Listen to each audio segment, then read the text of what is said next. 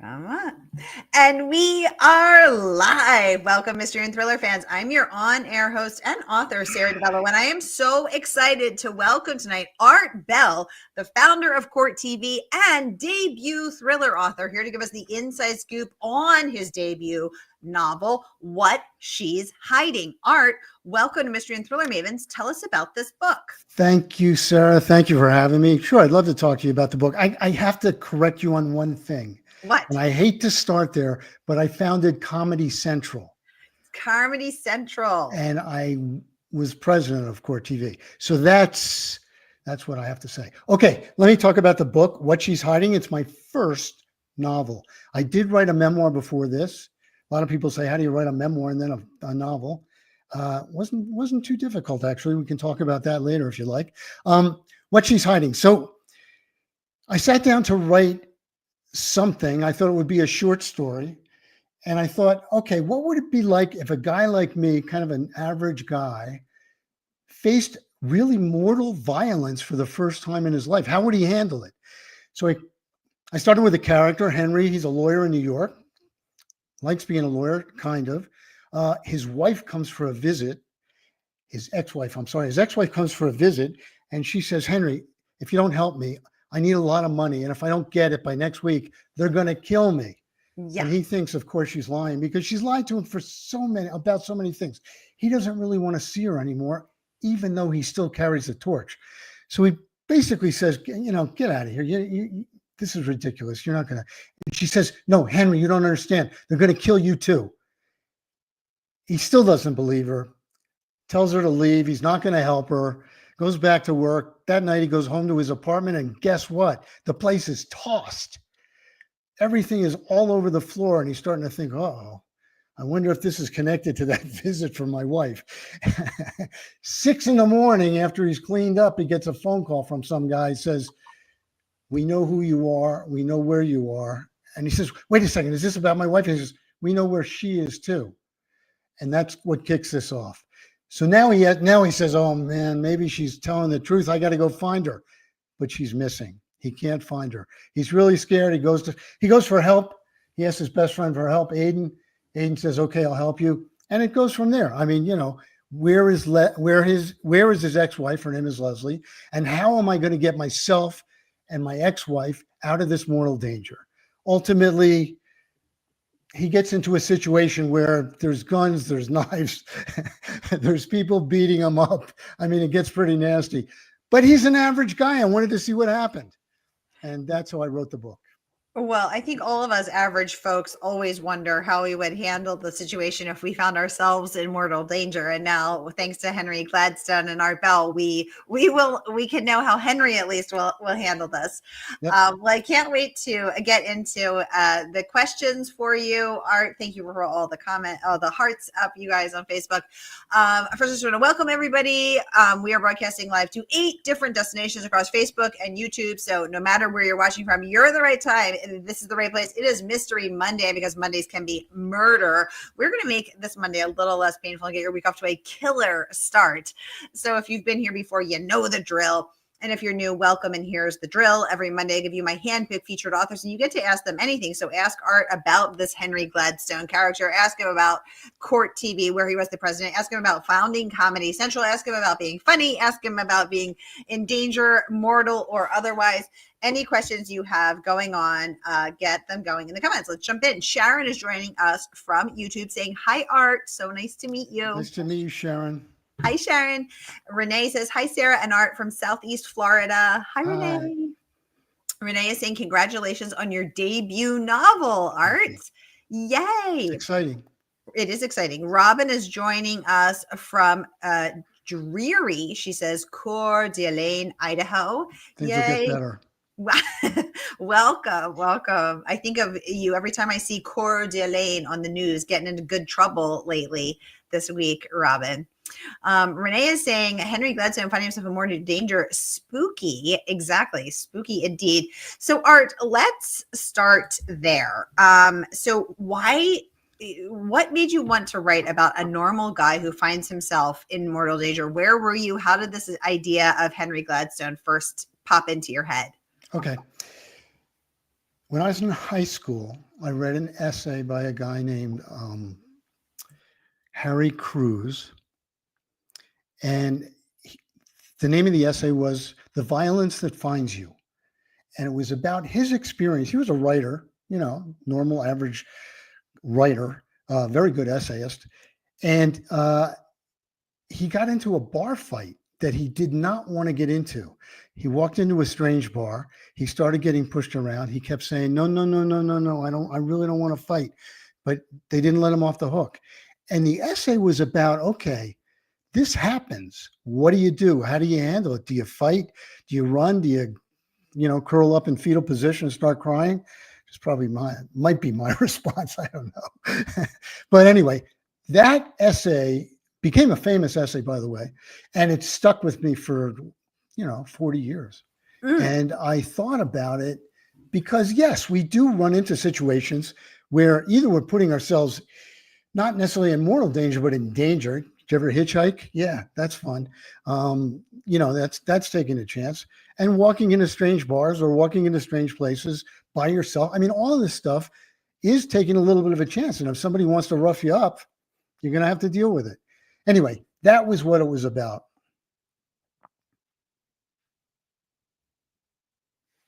You know what's interesting, Art? I have never had that experience. No one has ever tried to fight me in a bar. I'm wondering if this is uniquely a male situation. No one's ever tried to fight me in a bar.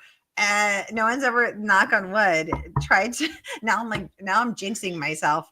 But Okay. No, interesting. I'm going to ask you, in high school, nobody the girls didn't fight with each other? Well, I was homeschooled, so it would have been my sisters, and I was the oldest.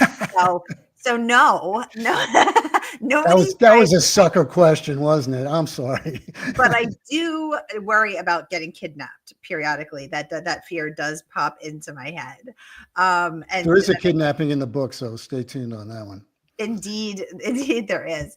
Leslie's joining us from Canada, giving us her signature Canadian hello. Welcome, Leslie, to the conversation. John Hebert is joining us from Northeast Ohio. Hi, John. Welcome to the conversation. We have such a broad spanning crew tonight. So good to have everybody. Art, I want to talk about some of the praise that the book has gotten. First, from Tess Gerritsen, who herself was just on 2 weeks ago. Tess has been on every year for the past 5 years. She's great. She's so great. And she was just on for her latest book, The Summer Guests, the week before last. And she had some words of praise for you, saying this book is a rollicking, fun thriller, both action-packed and hilarious, a smashing debut that managed to reel me in from the very first page. Oh, thanks for all the hearts up, you guys, on Facebook. So Art, what I loved about Tess, aside from everything, is that she talked about the hilarity that ensues, which is on brand for you as the founder of Comedy Central. So as someone who is as the founder of Comedy Central, who the internationally bestselling author Tess Gerritsen has declared hilarious, what do you think the secret is to being funny on the page or even on the screen? Boy, that's a very deep philosophical question, I got to say. It's hard. You know what? I think it varies. I didn't set out to write funny into this, but it turns out that the main character, Henry, has a great sense of humor under pressure. And, listen, I got that from some of the classic noirs. I mean, those guys talk about snappy dialogue, talk about quick retorts and comebacks. That's what was going, they did that. And I am fully aware that life, no matter how difficult it gets, with some exceptions, I guess, there's always humor around. People are always trying to keep their chin up and make jokes and make people feel a little better that way. And it's just part of life. So I wrote it into the novel. Now, just let me be clear. This is not a sitcom. It's not a laugh a minute. It's just that every once in a while, Henry would get into a situation, say something funny, or somebody else would say something funny. And I'm glad people find it slightly amusing, because I've read lots of thrillers where, nothing, you just don't crack a smile. And that's not life. That is not the way it is. Okay, your second question was, what does it take to be funny? I think people know whether they're funny or not from a very young age. Richard Pryor famously found out he was funny when he was 3 years old and slipped on a bunch of dog poop, and everybody started laughing. So he did it again. And I thought that was, I thought that was very instructive, that I think early positive reinforcement about being funny.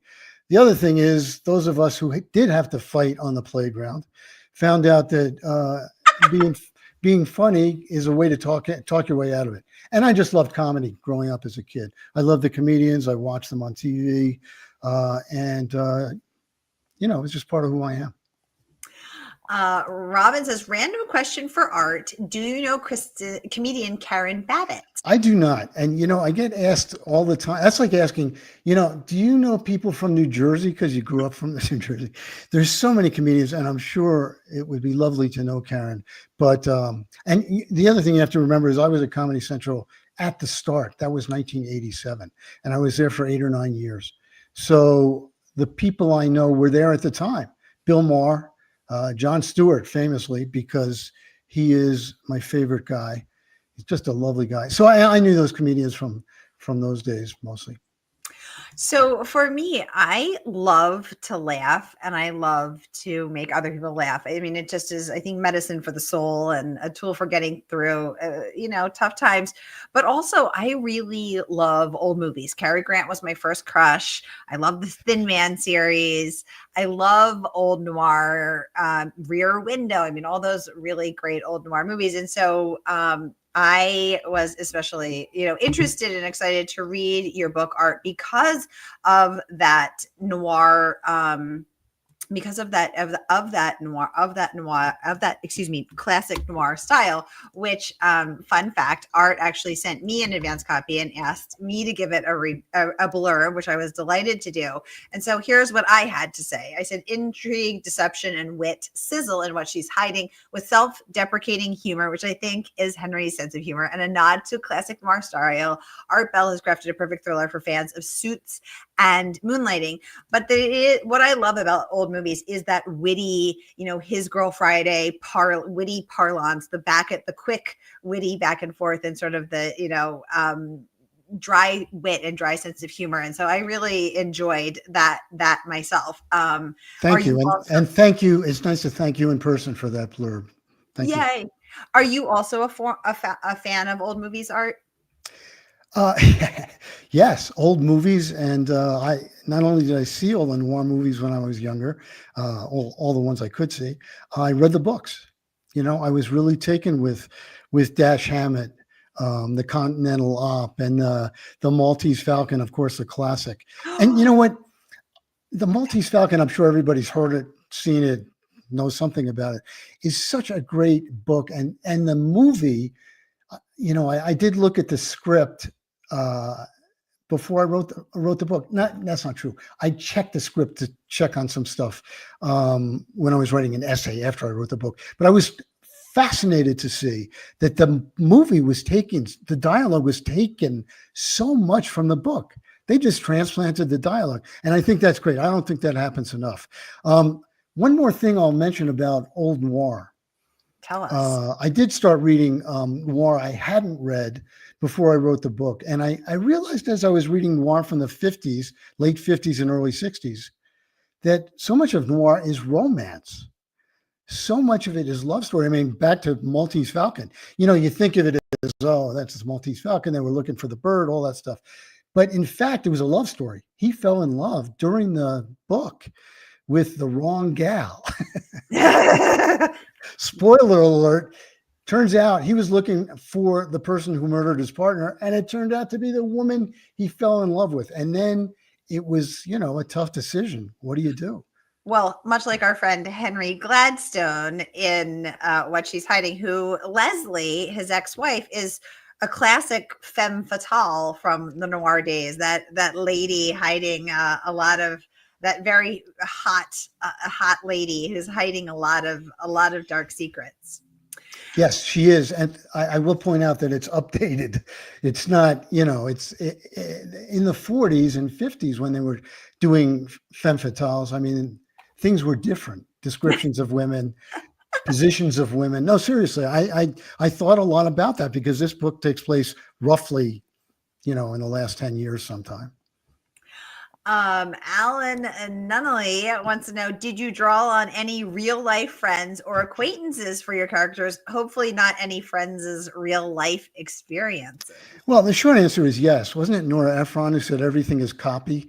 I mean, you think about experiences in your life. There is no character, no one-to-one match for a character in my book to a person in real life, a friend or otherwise.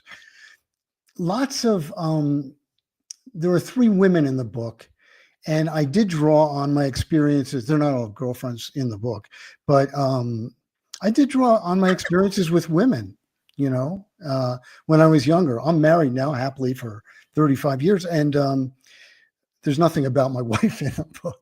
But, some of those crazy... Art, you're skating on very thin ice, my friend.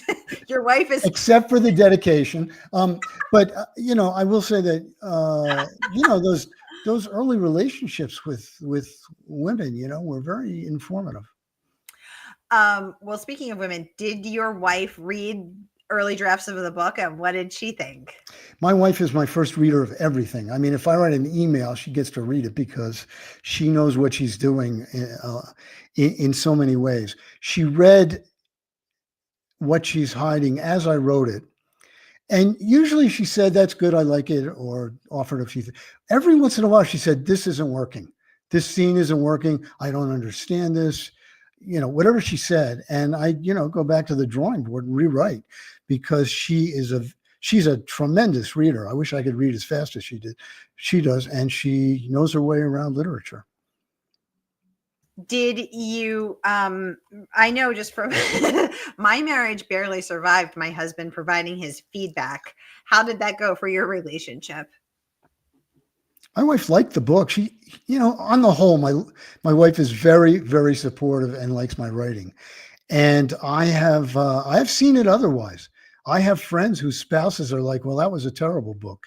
I mean, they've said that in front of their spouses and to me. Ouch. And I'd have to say, well, no, I read it. It wasn't a terrible book. But, I think that I'd like to think that spouses have something of a responsibility to support. Now, in my case, my wife read it, and as I was writing it, and offered feedback. So, of course, she had a little bit invested in it, and she wasn't going to trash it at the end. She's been very supportive. I hasten to add that my husband is also incredibly supportive of my books. I was joking when I said that our marriage barely survived, although sometimes some of his feedback was unrequested and that's interesting. Liberally applied. You have to consider your spouse's feedback seriously, unless they don't read.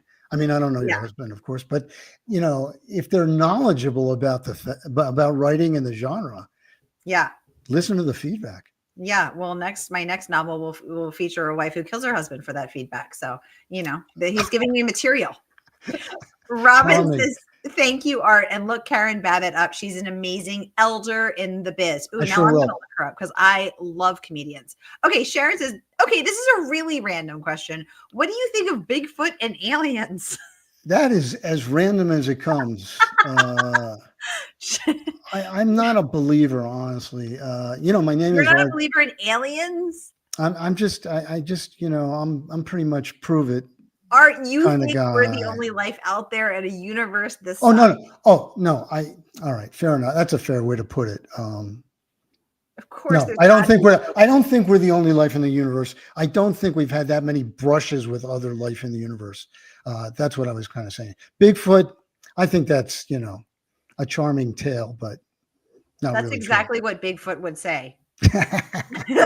Were he on this podcast? Were he moonlighting as a thriller writer, he would be sure to deny his own existence. Right. Robin says, by the way, I love your shirt. Oh, thank you for noticing my right on shirt. Yay. I had a meeting earlier today that I wore this for, and I thought, you know what, I was going to keep it on brand. I want to talk about some of the other praise that the book has earned. Let's talk about Douglas Preston, who has written many books and is the co-author of with Lincoln Child of the famed number one New York Times bestselling author book Pendergast. And this is what he had to say. He said, if you love a dark, stylish thriller with a wicked sense of humor, again, that sense of humor, What She's Hiding by Art Bell is for you, with memorable characters, a noirish New York City setting. Love me some noirish New York City. And a story that cuts like a knife. This novel will keep you reading until the wee hours. I highly recommend it. He's not the only one who is raving as well. John Lindstrom, who was on the show for his debut book, Hollywood Hustle, also weighing in with some words of praise, saying stolen gems, death threats, anger exes with axes to grind, Russian mobsters, and private eyes all come together in Art Bell's terrific What She's Hiding, a raucous, twisty, dangerous, and often hilarious trip through NYC's under and overworld. John, by the way, nominated for a Thriller Award for Hollywood Hustle. So exciting to see for him, and also to see these wonderful words of praise for you, Art. Thank you. You guys, the book is available for sale now, and Art is here to give us the inside scoop and take all of your most pressing questions. So whether you're watching with us on Facebook or YouTube, here is your chance to order your copy of What She's Hiding from our favorite woman-owned independent bookstore. That is, of course, Murder by the Book in Houston, Texas. And here is that link so you can get your mitts on this modern day noirish, raucous, hilarious and twisty book. So here is that link. I think I missed a comment. I'm going back to it now.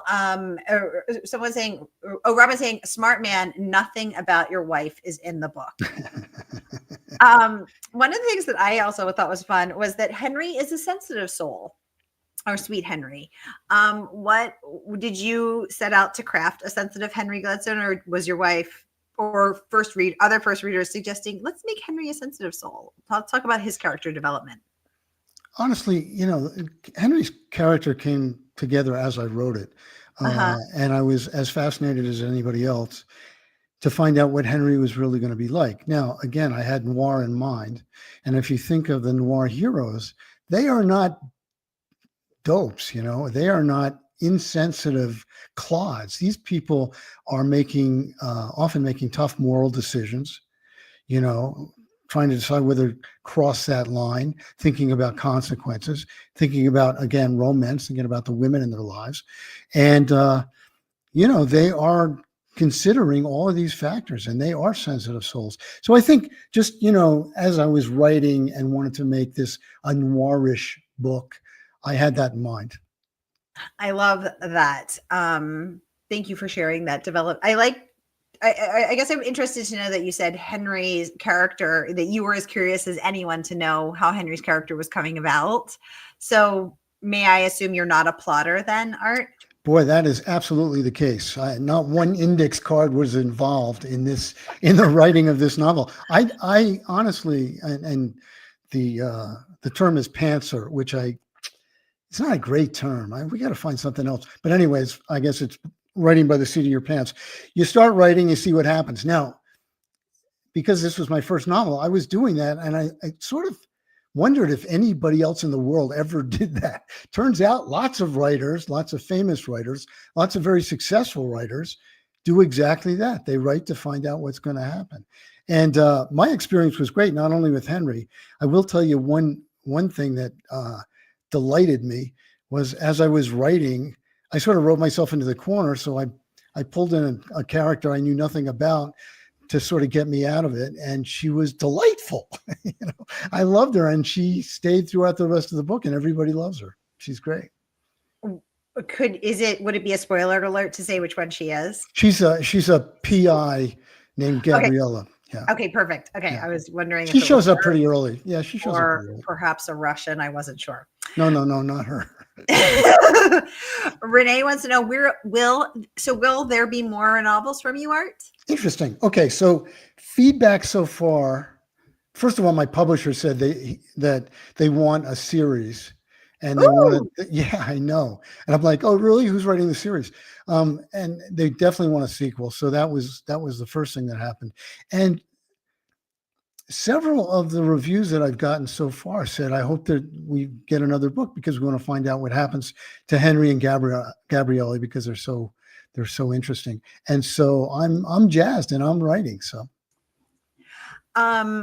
Let's talk about your creative process because I'm always interested to see. So, are you one of these folks that's like, butt in chair? Are you a Dean Koontz? My butt's in the chair at 7 a.m. I write till 5 p.m. and I don't take it. I take a 30-minute lunch break in which, I eat one hard-boiled egg and string cheese, and I don't get up until the work's done. Are you 1,000 words a day kind of guy, one chapter a day kind of guy, or do you just write when you're inspired, and because you are retired from Comedy Central and you can have the flexibility to do what you want? Closer to B, but let's get specific about it. Let's get specific. Walter Mosley, who you recently had on also, is one of my favorites, and he says he writes 3 hours a day. I marvel at that. I wish I could do that. I can't, and I haven't. My creative process, and this has been throughout my life, is there are long periods that are completely fallow, where I'm not doing it. Well, I do some I play piano and I write some stuff, but sometimes I go into this sort of creative supernova, and that's not crediting myself with the result as much as just I'm a little more frenzied about the whole thing. So 1,000 words a day, sometimes I'll write 2,000. And or sometimes I'll get up at 3 a.m. and say, I just figured that out, and go down and write something. I mean, it's really a period of not doing much else, but thinking about and writing it. Remember, writers, and Sarah, I'm sure you had this experience, writers don't write just when they're writing. At least I didn't. You're thinking about it all the time. You're writing in your head. I was writing in my head. So when you and Walter Mosley is also one of my favorite writers and also one of my favorite humans. Yes. And when he was with us at Thriller Fest last year, Art, I don't know if you noticed, but he was wearing an enormous gold ring, which is from a king in I think he said South Africa, that's over 200 years old, and he let me wear it for 5 minutes, and it was five of the greatest minutes of my life. Wow. But Walter Mosley is a brilliant man, and his brain is a well-oiled machine, and his creative process is endlessly fascinating to me. And when he told me he does not miss a day, if he has to get on a flight, he writes for 3 hours before that. He gets there and he writes 3 hours. He does not miss a day. He does not miss an hour. And I also was in awe and wished I could be like that. Sadly, I am not yet. So thank you for sharing that. You know what? I love Walter Mosley, and I love Michael Connelly is a great writer that I love as well. And these guys pump out 1 or 2 a year. Yes. Now I don't aspire to that. I will write I'm writing the sequel, but that's just not me. I came to writing late. I love what I do when I'm writing. And it's not something I have to do. So I'm going to try and enjoy it.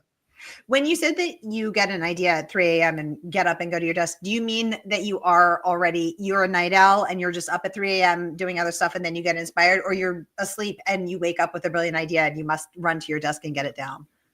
Again, close, but not exact. I get up at 3 a.m. because I wake up at 3 a.m. That's what time you get up? No. I want to go back to sleep so badly. I've gotten to bed. I go to sleep. I guess it's a form of insomnia. So I'm usually up for 20 minutes or half an hour, which I understand is not unusual. But anyway, so that's during, what do you think about during that time? You think about good things and bad things and what happened that day and everything else. And when I'm writing, I'm thinking about my writing. So if something occurs to me that I have to get down, I get down. Yeah.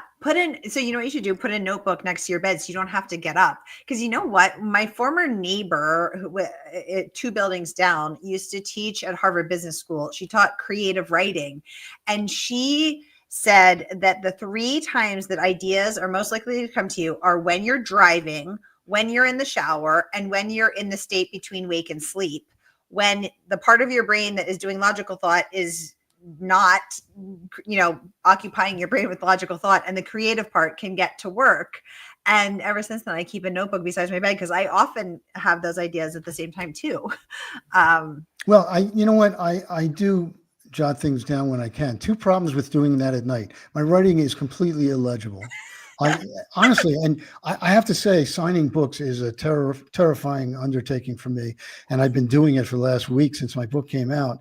And man, I sweat because I haven't written in so long. Anyway, the second thing is that if I had to write during the night, I turn on my light, and remember my wife, yes, 35 years, she would have to, suffer through waking up, and I wouldn't do that to her. Yeah, So I get out of bed. So I get out of bed and go somewhere. yeah, that's probably good. You want to stay alive. Robin wants to know, Sarah, is there a story clamoring in your head? I'm not clamoring yet. I'm in the space between stories, Robin, but I hope the clamoring will resume shortly, and I can get to work. Let's hold out for the clamoring. Karen Duquesne said the book is darkly funny and a twisty thriller that is at once wildly contemporary and reminiscent of hard-boiled Manhattan crime tales of a bygone era. If you're looking for suspense and smarts, you won't regret riding this roller coaster of a novel. What a fabulous blurb.